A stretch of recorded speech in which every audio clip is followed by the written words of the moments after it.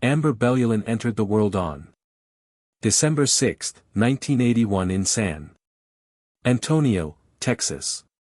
She grew up as an only child, meaning her parents showered her with constant love and attention. Even early in life, Amber showed a deep compassion for animals. She frequently brought home stray creatures. Not only cats and dogs, but also turtles, frogs, and nearly anything else she came across. Her parents allowed her to keep them. As the years passed, she made up her mind that she wanted to pursue a career as a veterinarian. After finishing high school, her intention was to attend college. However, before doing that, she decided to put aside some money, so she took a job at a video game store. Amber quickly demonstrated that she was dependable and diligent, and it didn't take long before she earned a promotion to store manager. She remained in that role for roughly 3 years. And in 2007, at the age of 25, she finally enrolled in veterinary classes at a nearby college. On January 29, Amber was scheduled to open the store for her shift. But for some unexplained reason, she never arrived. As the manager, she was typically the first person there. Yet that morning, no one had heard from her.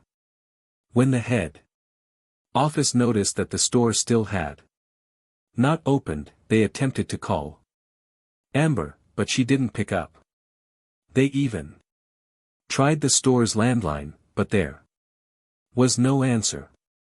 As a result, they contacted a nearby branch and asked one of the employees to stop by and check the situation. An employee named Giovanni agreed to go over and see what was happening. When he arrived, the store was completely dark. The doors were locked, the lights were off, and it appeared that no one was inside. He walked around the building and looked through the windows, but didn't notice anything unusual, so he left. Afterward, he informed management of what he observed.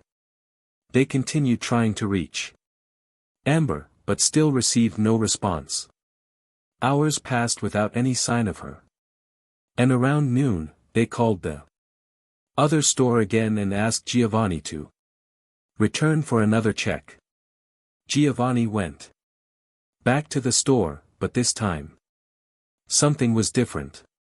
The lights were still off and the doors were locked, but when he peered through the window, he saw someone inside. It was another coworker named Brandon. Brandon led him inside, and immediately Giovanni saw that the place was in disarray. Game boxes and other items were spread across the floor. Music.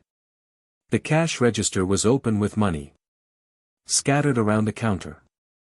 It appeared as though the store had been robbed. Yet strangely, Brandon acted as if he didn't even notice the disorder. Giovanni went to the manager's office to inspect the safe where the previous night's cash was normally kept, but the moment he opened the door, he stopped. Cold. Lying right there on the floor was a body with a plastic bag pulled tightly over the head.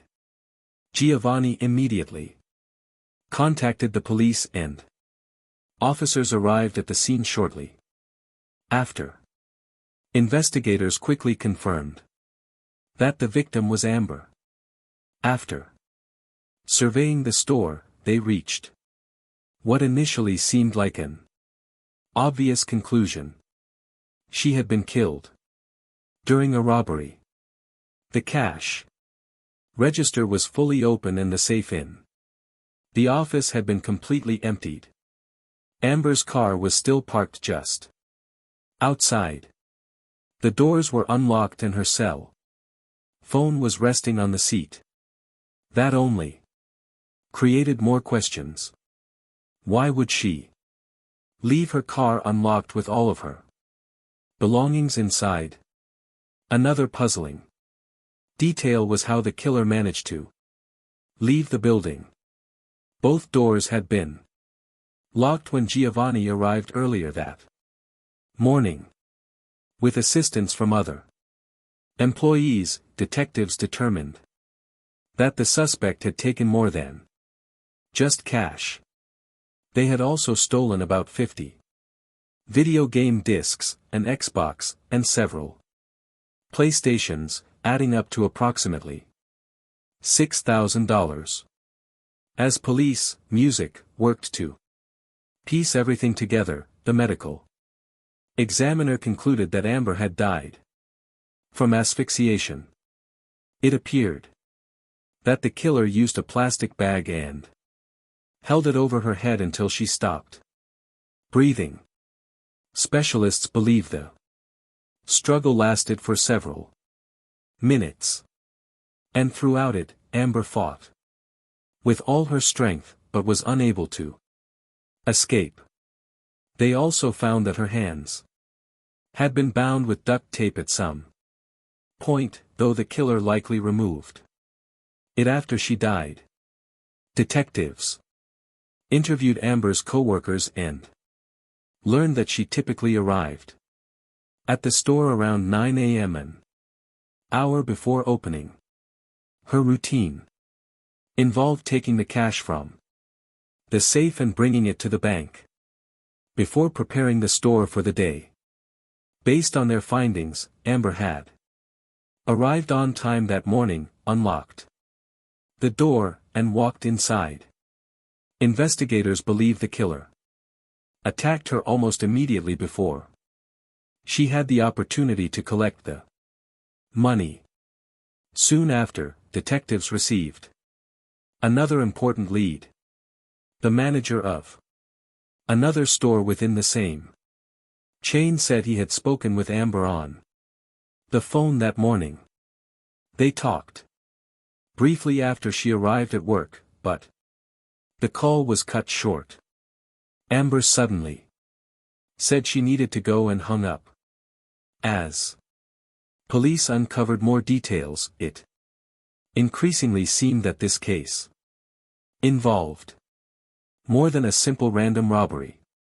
4. One thing, the level of violence involved didn't quite make sense.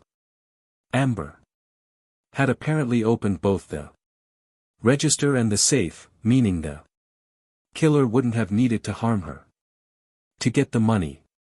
And if the intention had been to silence her to avoid being identified, that explanation didn't fully add up either.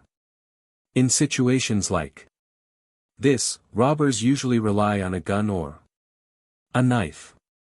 Strangulation, however, often points to something more personal. On top of that, investigators believe the killer may have entered through the back door, which raised another warning sign. That door opened into an alley lined with identical entrances to other businesses.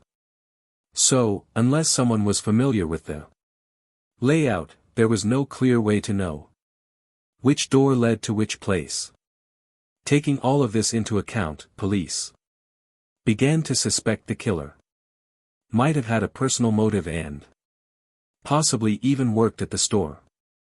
They now believed the robbery could have been staged to conceal what was actually a targeted murder. Even so, detectives still didn't have a single piece of physical evidence to rely on.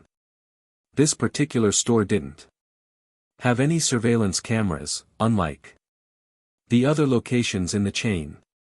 And when crime scene technicians thoroughly searched the store. They found no usable fingerprints or DNA on the bag or on Amber's body. But by the time investigators had put all of that together, they already had a suspect, Brandon. As you may recall, he was the person Giovanni saw inside the store during his second visit. Brandon was standing there in the dark with the door still locked, acting as though the chaos of the open register didn't even matter.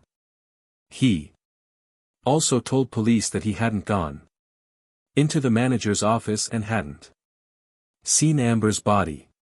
According to Brandon, he arrived for his shift just minutes before Giovanni showed up. When he noticed the lights were off and the store was still locked, he assumed he must have misunderstood the schedule. Maybe it had been his responsibility to open. So, he let himself inside and found the store in disarray. But instead of being alarmed, he simply assumed the overnight crew had left it that way and began worrying that he would be blamed. Brandon insisted he had nothing to do with Amber's death.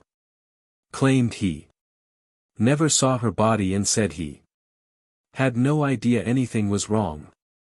But detectives weren't prepared to simply accept his explanation. He knew the building thoroughly and knew there were no cameras.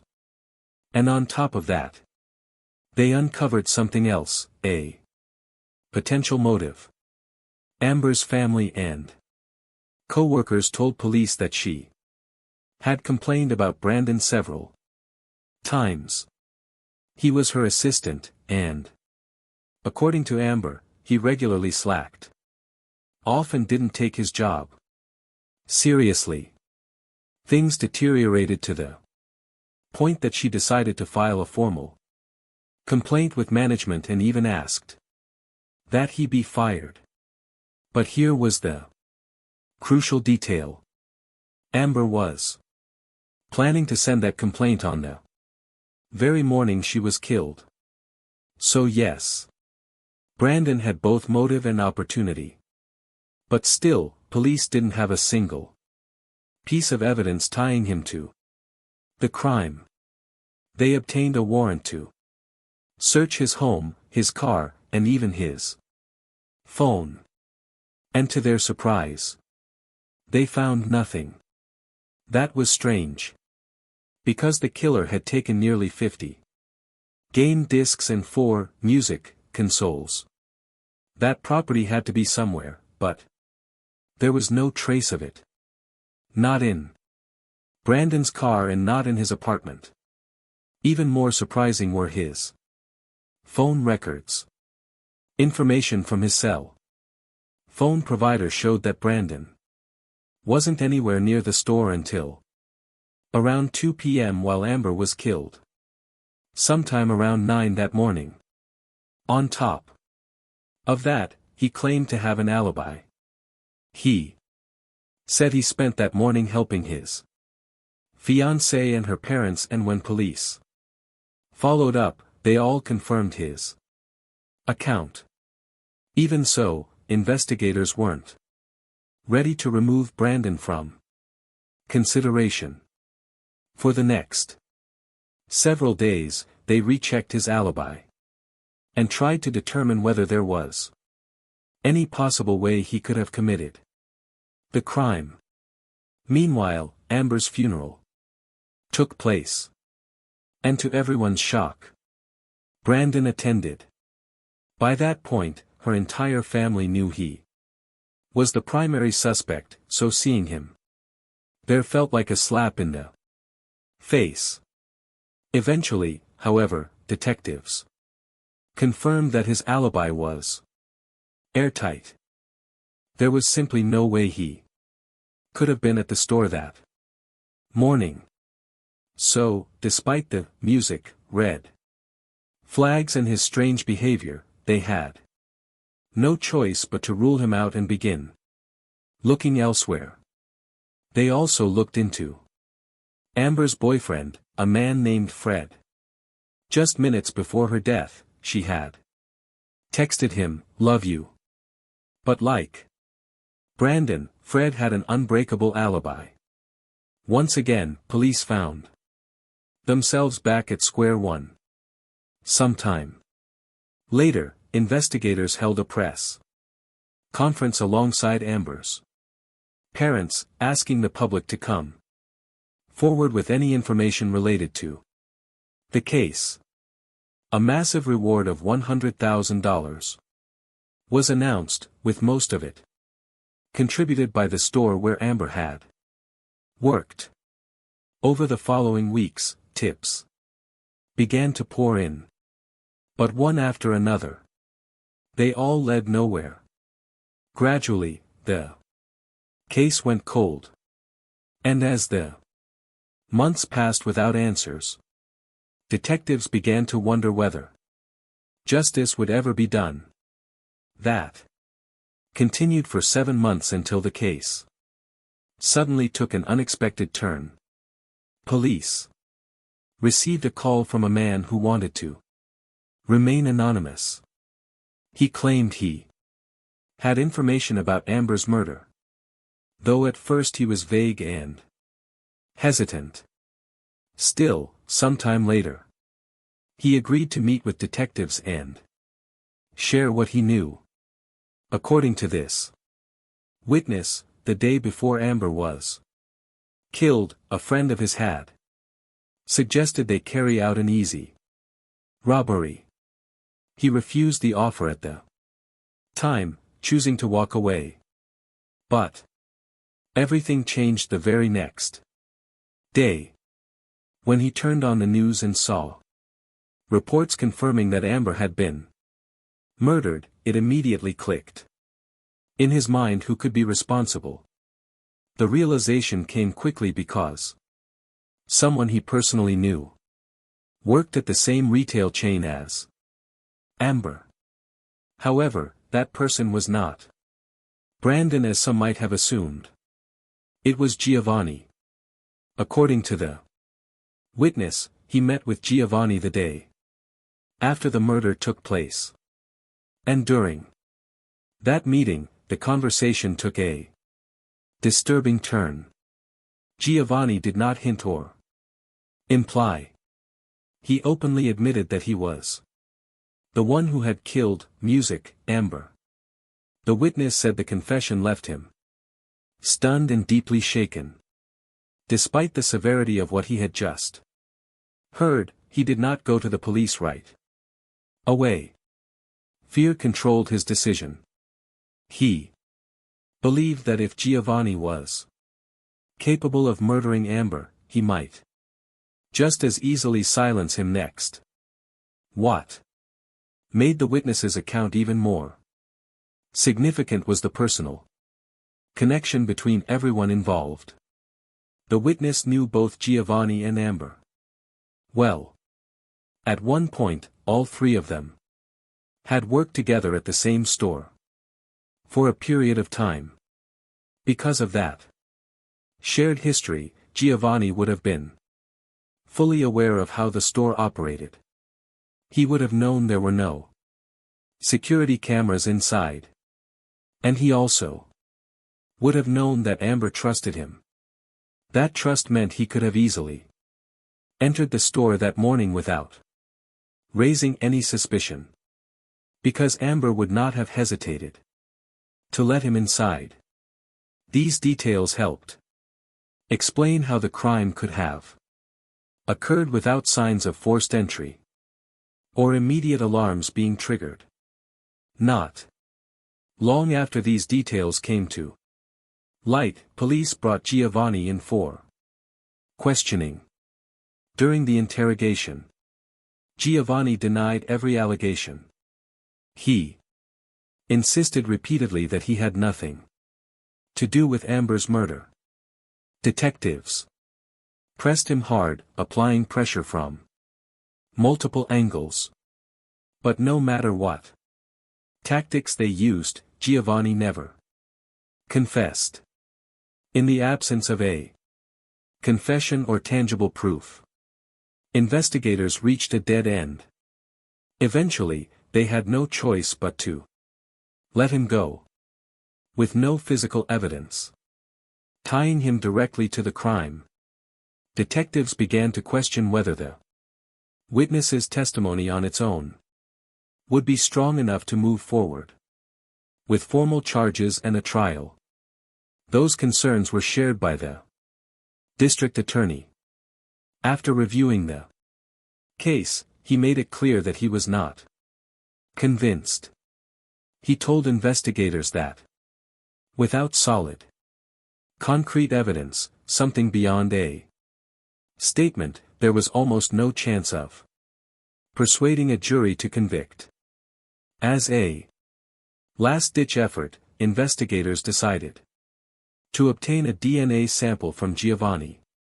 The hope was not necessarily that it would match anything immediately, but that the pressure of being compelled to give his DNA might rattle him or prompt a mistake.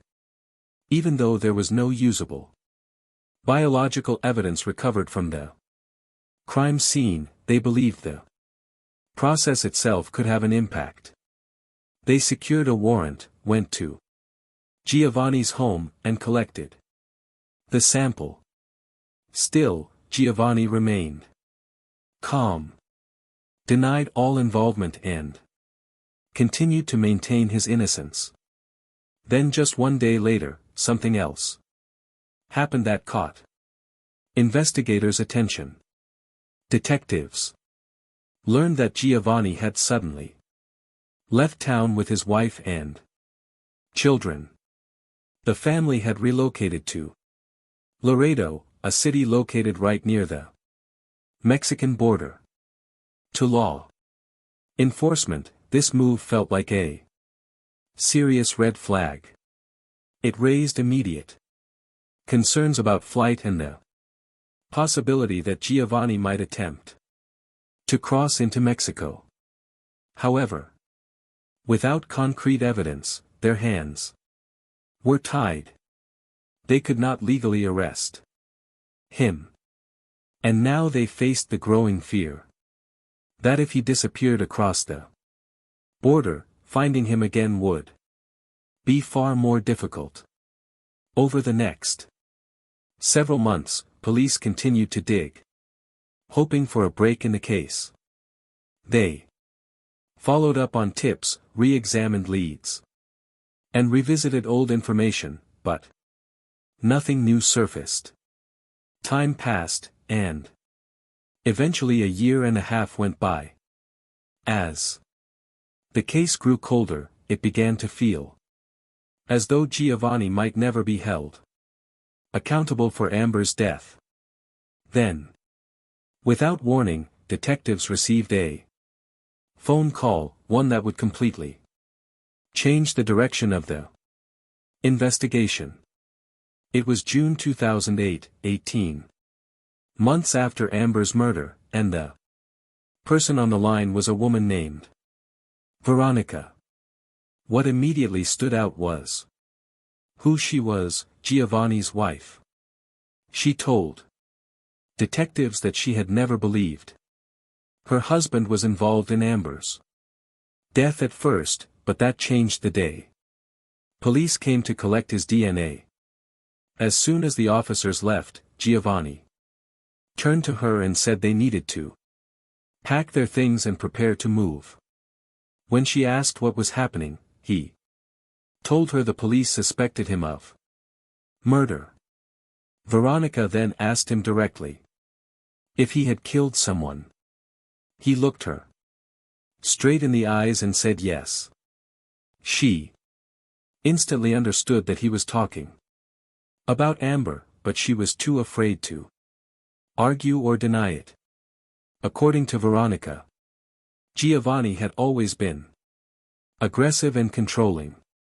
He monitored her constantly and refused to accept no when it came to intimacy.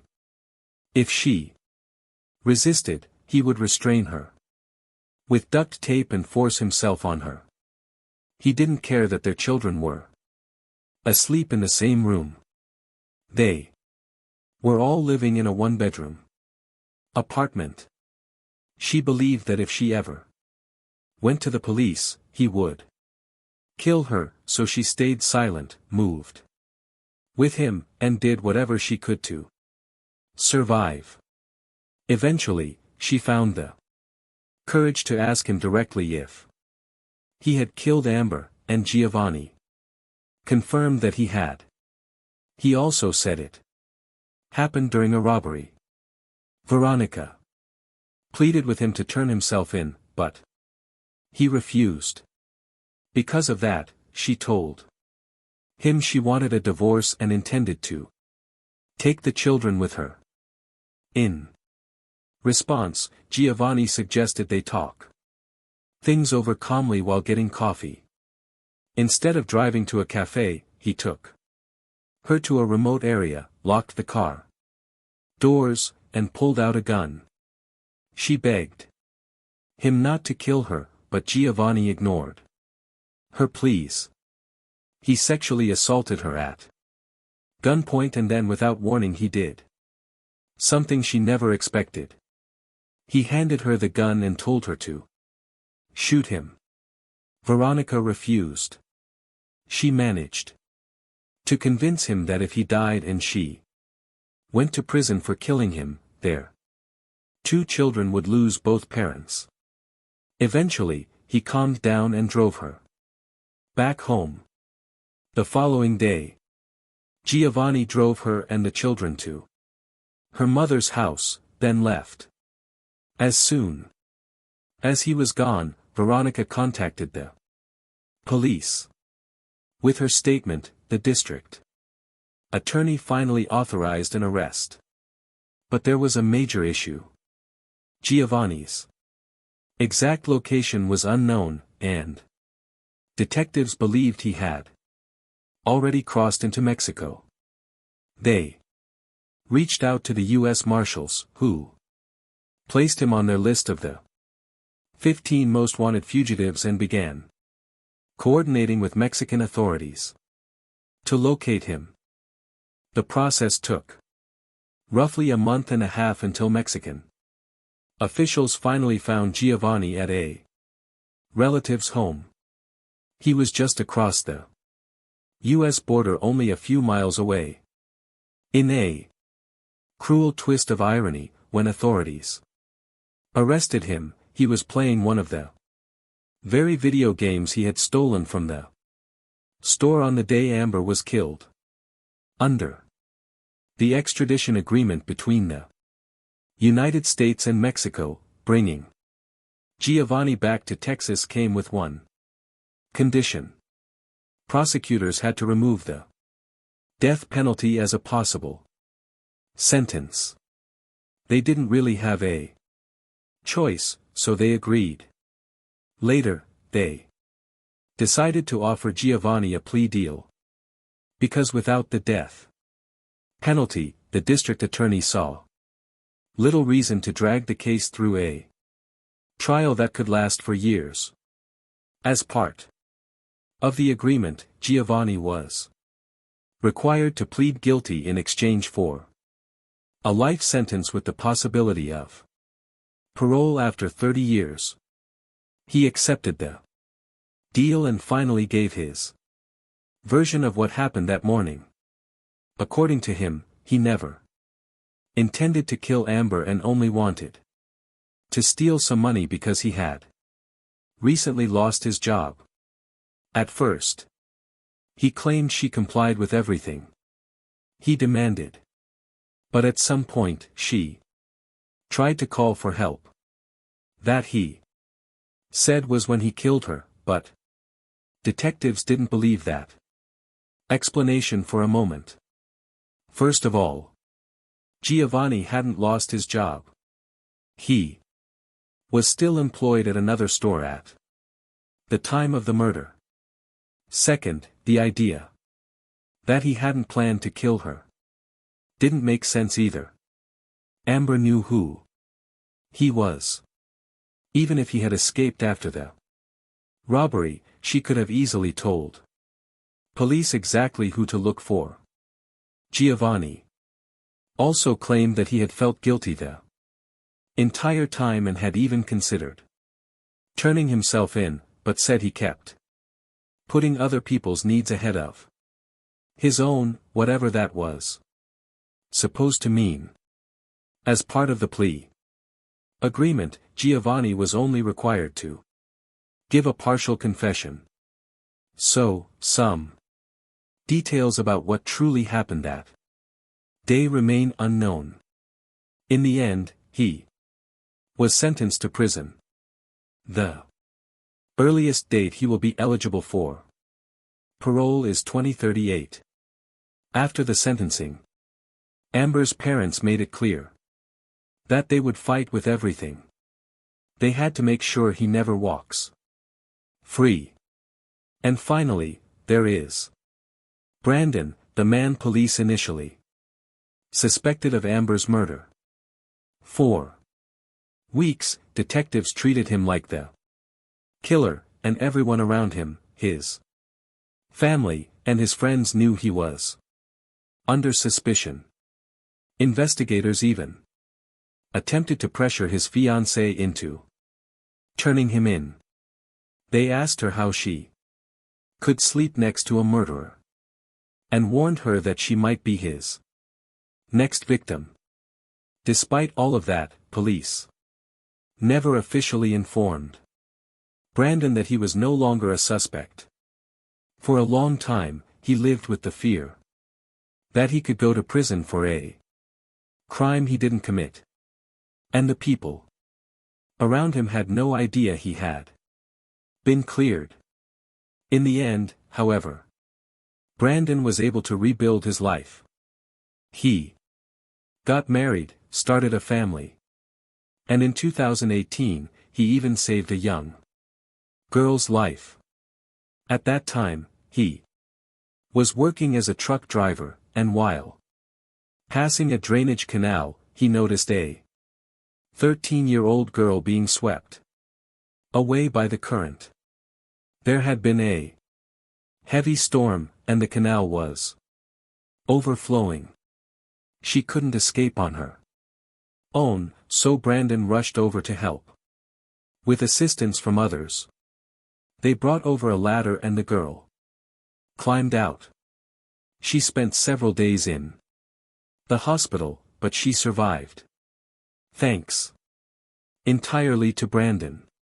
If you found this case fascinating, don't forget to like the video and subscribe to the channel.